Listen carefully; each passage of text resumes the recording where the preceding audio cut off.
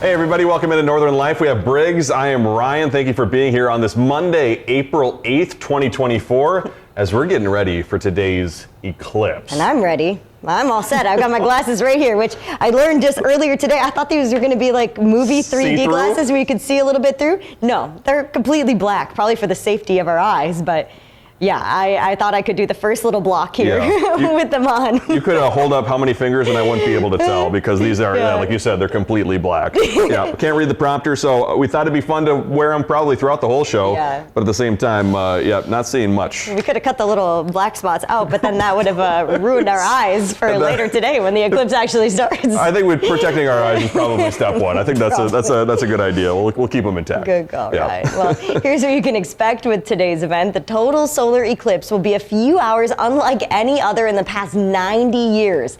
The shadow of the moon is zipping across the Earth's surface at a blazing rate of 2,300 miles per hour. And while the length of this path stretches for 9,000 miles and averages about 109 miles in width, it actually only covers about 0.005%, very, very small fraction of the Earth's surface. So if you are in the path of totality today, consider yourself lucky. Yeah, and here's the thing too, watching Tony Nargi, who had that special report earlier on this week, that was so much fun to watch because science is so unbelievably cool. Yeah, watching the what do you call them, the experiments that they did, or like the displays that they showed off. Yeah, with the little balls that they were rolling on thing. So cool to see the amount of passion that the folks at the UMD Planetarium have. I know they're hosting a watch party today, I know, for the eclipse, so I'm sure that's going to be a really good time with a lot of really excited folks, excited to see that happen. Especially our meteorologists downstairs. They're super excited, all things science. Love to see it. And coming up later in the show, a AAA expert is going to be talking about all the crazy travel we can expect around the country, both today and tomorrow, due to this eclipse. Plus, we'll be sharing more about the deals you can actually take advantage of today as well. Eclipse deals? Eclipse deals. Oh, shoot. From our friends at, I believe, Burger King, Applebee's, and one other. Oh my Pizza gosh. Hut. Well, There's keep it a three. tease, you have to wait around to find out. You have to wait around. Please don't pull out your phones and look it up for yourself. Please stick with us. Too funny, As we count down the minutes or the hour until the peak of this eclipse, our Twin Cities affiliate has done a solid for us and provided us with a few, if you need a eclipse playlist for today, Apple Music, Spotify, doesn't matter. Oh, that's fun. According to the NPR set, we can pull those up. The eclipse is going to start around 1 p.m. in Minnesota and peak around 2 p.m. And here are just a few songs. Obviously, the top two, in my opinion, Total Eclipse of the Heart. Obvious. Would be a great choice. Great song, by the way. And then Blinded by the Light, little Bruce Springsteen and the E Street Band. Very good. We've also got Blinding Lights by The Weeknd, a little newer one. Yep. If you're looking to expand your genres. For the millennials and Gen Z crowd out there. And Eclipse by Pink Floyd. I don't know if I know that one off the top of my head. I don't either. I don't think I've listened to a lot of Pink Floyd in my life. Maybe I should. Yeah. I need to learn from Hunter. Maybe a little Sonny and Cher today. Oh. I know. I don't know if they have any plays on words when it comes to eclipse in their song titles, but Sonny. Something about it. Doesn't Frank Sinatra have a song about the moon? Fly Me to the Moon. Oh, there we go. All right, we got a couple. Yeah. And Director Seth is currently playing a song in our ear, so I will have to take out my earpiece so we can continue the show.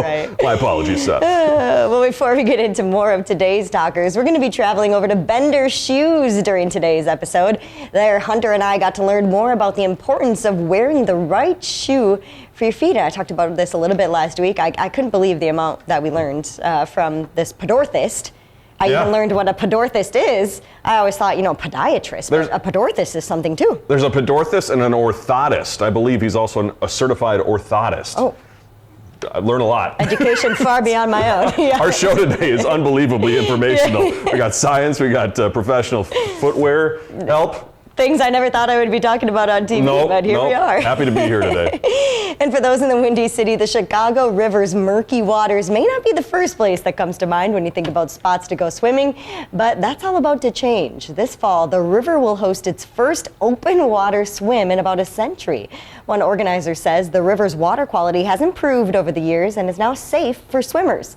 The swim is scheduled for late September and will benefit ALS research and other Chicago programs. It's the same river they dye green, right? Yeah, it's the same river they dyed green with the vegetable dye or whatever they use, but I'm not exactly sure why it is so dirty, but I have heard in past years and maybe past decades that it's a body of water you necessarily don't want to be found swimming in. Yeah, I feel like any water that runs through like a major city industrial area, I might just kind of steer away from myself, but I mean, to each their own. It could maybe be fun, and maybe they could start like some tubing sort of companies. Ooh. And how fun would that be to tube through like downtown Chicago in the skyscrapers? Or like a professional jet ski down the Chicago River. That could be fun. I want to swim in it in March. It'd probably be too cold. It might be a little too green. cold. Yeah. Oh, but maybe a little cold plunge. Yeah. A little cold you plunge. might come out looking a little green for St. Patrick's Day. Yikes. That'd be a sight. And for singles out there, it sounds more and more like people are deleting their dating apps, and instead, we've actually seen a boom in speed dating. And so speed dating has surged in popularity over the past 3 years, according to Eventbrite, who hosts some of those speed dating. The company saw a 63% surge in speed dating events from 2021 to 2022. And so if you're going to go out and do some speed dating, USA Today article says to show up looking your best, keep that conversation going, and treat it as practice for future dates. Man, I think I would be intimidated by a speed dating situation. Ooh, how so? Just like the next person after the next person. Do you say the same thing to like start with each person, or do you switch it up? Do you practice your line? Yeah, and do then you have one line? You deliver it? You got to have maybe like a 30-second blurb about yourself. Yeah. Yeah, but I feel like, it's better to get that in-person contact as opposed to just over a phone. True. So that way you can see if someone is probably being authentic or real in their presentation of themselves to you. Yeah, Dovetail in Duluth did a speed friendship event yesterday, that actually. sounds nice. Yeah, and I think they got a big turnout, so I think they're going to be planning more in the future, so we'll have to look out for that. Very nice. I know Hoops does speed dating too. Oh, cool. Yeah. After the break, we're finding the best fit at Bender Shoes. Stay with us.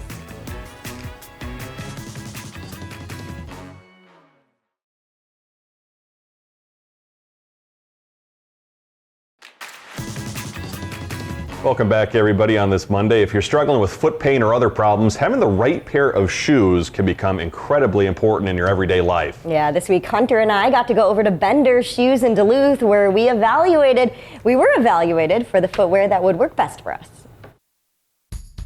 I always say there's two kinds of feet. There's Fred Flintstone feet and Cinderella feet. You do not have Fred Flintstone feet. Ooh, so Cinderella feet then. Okay, I'll take that. I want to get an idea of what their feet look like, weight bearing and non-weight bearing. So non-weight bearing, we have a mildly higher arch, okay? So now we'll have you stand up and maybe take 10 or 15 steps that way and come back. When someone comes in, they're usually have been referred by a PT or a doctor. Or just word of mouth. I feel like I'm on a runway or something.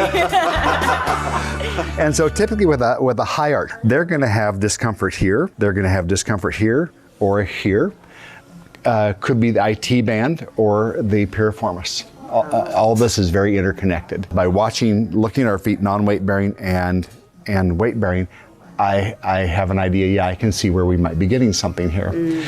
And so then I'm going to evaluate the ankle-foot complex. So I want to know the range of motion in your hindfoot, midfoot, and forefoot. And I want to know the flexibility. In other words, how easily can I move you through the entire range of motion? Sure. And during this time, I'm picking out shoes for you in my mind. All with the goal of decreasing pain and increasing function and just getting them back to their daily life, the things they like to do. Would you say my feet are wider than a regular foot? I feel like my feet are wide because I get certain shoes like Nike shoes, or I've had Hoka's recently where my feet fall asleep in the shoe, and I think it's because it's too wide. When they fall asleep, is it with these three toes right here? It's kind of like on the top. Is it because my arch is so high? Yeah. So I'm going to put you in probably a Glycerin 21. Glycerin? Definitely a Brooks Glycerin. I just looked at you. See, I've had a Brooks shoe, and that was the best shoe I've had. Wow, he knows his stuff. That's what I would do. That's cool. It's not uncommon that I'd put a foot like yours in a wide. Like I said, you do not have a wide foot. You have a tall foot. Tall? And so this pressure right here is what's most likely putting your foot to sleep. But let's see how this fits. Is that a little? It does feel pretty good. Does it feel good? Yeah. So you can see here's where your foot sits in the shoe, but here is the flare of the shoe. So essentially, I'm making your foot an inch wider. which is going to give you tremendous stability this way because you have this high slender arch. And the other thing I do with you is I use the Nike tie. Okay. So back in 1975, the Olympic running team came to Nike and said, hey, our heels are slipping in our shoes. Is there anything you can do to help us? And Nike is the one who installed the extra top hole. Oh. But rather than crisscross and lace like our moms taught us, what Nike intended is when you get to the last hole, you lace it from the outside in like this, and make that little loop. Last hole, outside in, and make that little loop. That little loop becomes another eyelet. Now you just lace like you normally do. You put this one through there, and you put this one through there. And I'm doing this because you have such a tiny heel. Yeah. And so now you give this a tug, and you give a tug this way, and you're gonna feel this draw the heel of the shoe around the heel of your foot. So when you're running, your foot can't slide around in the shoe. Wow. Okay. So you're telling me I have to relearn how to tie my shoes? Well, I was just getting good. That's all there is to it. Okay, now let me have you stand. I feel like I could zoom around. We'll run around this. I know, I should. That does feel like definitely like more stable than I've ever Absolutely. felt a shoe. I definitely like these. What about those feet? Okay, he's got the right shoe on. You probably have a higher arch because you can see how you're on the outside of your foot. The lateral side of that shoe is just, it's time for a pair of shoes. If you like Keen, I already know what your feet look like. Really? Fred Flintstone feet. Is that a good thing or a bad thing? I don't know. Fred Flintstone, we got Cinderella over here. All right, And so that sounds- you're in the correct shoe. That's our two personalities right there, to a T pretty much. So that's about it, yeah. And then Hunter got in the car on the way home and used his Fred Flintstone feet to power us back to the station. I'm just kidding, Hunter. He kicked the bottom out of the car and hit the asphalt. That's funny. It looked like a very informational time. I mean, I think you learned a lot about your feet, and you learned a lot about the support it kind of needs, and especially since you are someone who's very active. Yeah. Making sure you're taking care of yourself. And the new way to tie my shoes, I haven't tried it on my running shoes yet because I have actually yet to go running since the shoot. I probably should get on that with the Grandma's Marathon coming up. But I know that that's going to be a big help because just the way that it made my feet feel in the store was incredible. So Mike, he really knows his stuff. And he not only does he work here in Duluth, but the good news is he also goes to the other locations. I think Grand Rapids and Hibbing, I think they have. He spends their different stores each throughout the week, so he's traveling. I think the other cool thing too is that like you obviously came in with a shoe that you know are familiar with, like a Nike, and then you're presented with a shoe you never probably would have thought about, going after. Right. Yeah. And I've actually had a Brooks running shoe before, and before I even said this to him, in the back of my head, I was like, I know Brooks running shoes have been the best shoes I've ever had. And then he suggested Brooks, and I was like, well, that makes sense. Makes sense indeed. Hey, Benders is in Duluth. We're going to have their information on our website. We'll be back after the break.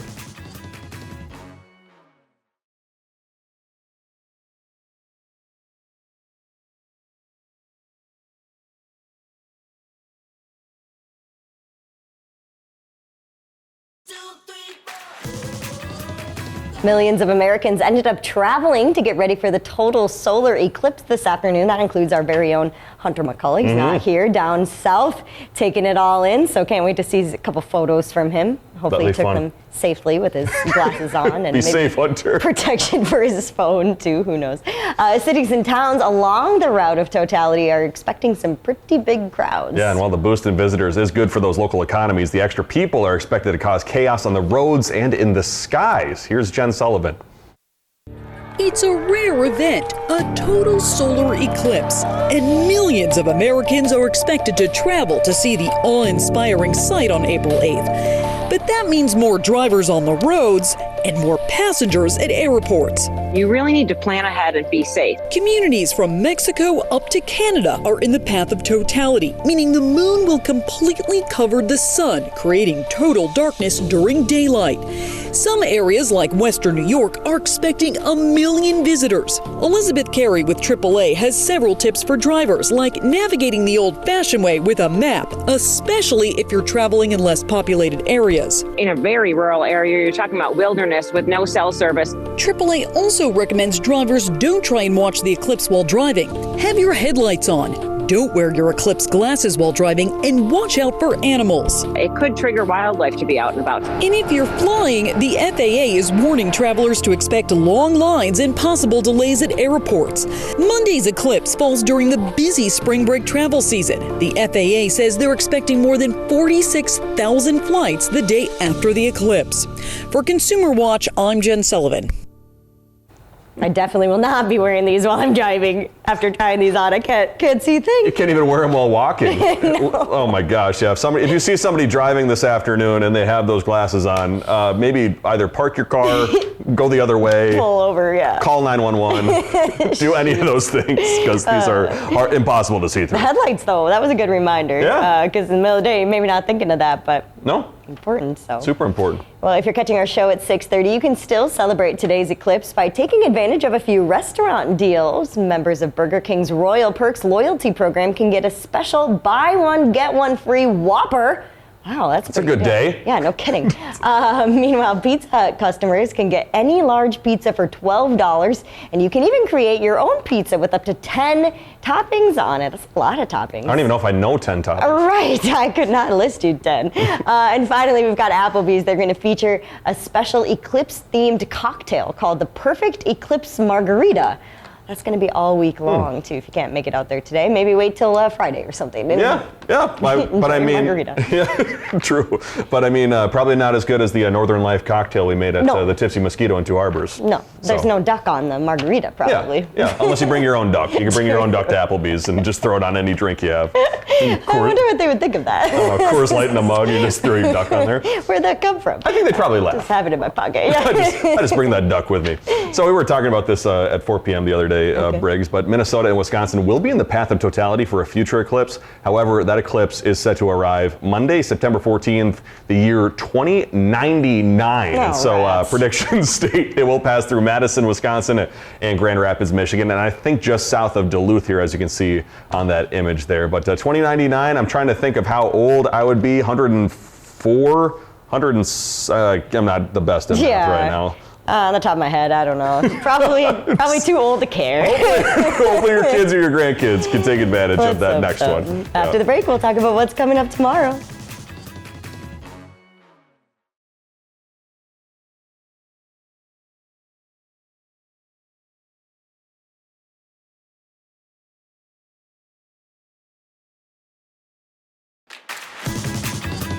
Coming up tomorrow here on Northern Life, Briggs here not only told us we were getting lunch with our team the other day, but instead we were blindfolded and brought to Big Daddy's Burgers in Duluth to complete one of their famous burger challenges. I gotta tell you right now, this rivals the CrossFit challenge I had to go through. Oh no, but in a very different way. In a very different way, both physically demanding, emotionally demanding, but you certainly won't want to miss that. Me and Hunter each had our own basket to complete. You'll have to see how well we did. Yeah, and you each had your own facial expressions too during it. You looked like nervous and kind of. We were crying. We were laughing. Yeah, Hunter though tackled it quite beautifully, I will say. It was a long day. Calm, cool, and collected. That certainly did.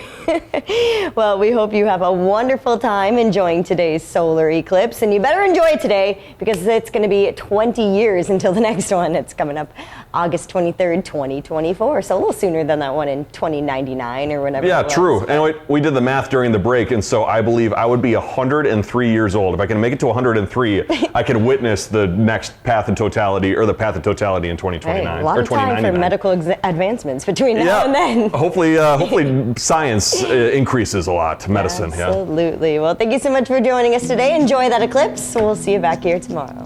Find some time to throw a line, or just head outside to unwind. That's the life in the great North Woods. Hike or bike, whatever you like. Get out in the day, enjoy the night. Yeah, we got the life in the great North Woods. Yeah, we got the life in the great North Woods. Yeah, this is Northern